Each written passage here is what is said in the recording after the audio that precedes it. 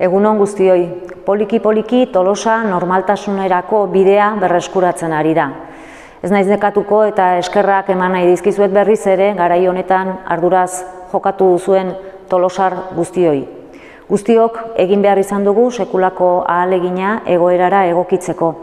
Une zailak izan dira eta izaten ari dira oraindik. Baina ari gara poliki-poliki egoerari buelta ematen. Gaurko egunean, Asuntzion klinikan ez dago COVID-19-agatik ingresaturik. Jurramendi egoitzan 2 pertsona daude positibo eman dutenak eta Uzturre egoitzan ez dago positiborik. Orain hilebeteko Tolosako argazkia oso bestelakoa zen. Ari gara beraz egoerari aurre egiten, elkarrekin eta indarrak batuta. Baina ez gaitezen lasaitu, datozen egun eta asteetan ere arduraz jokatzen jarraitu behar dugu.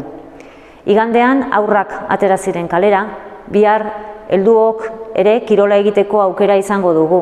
Laizter saltokiak eta establezimenduak irikitzeko aukera izango da eta poliki-poliki herri honek normaltasunerako bidea hartuko du. Eta orduan ere ezinbestekoa izango da prebentzio neurriak errespetatzea, atzera pausorik eman ez dezagun.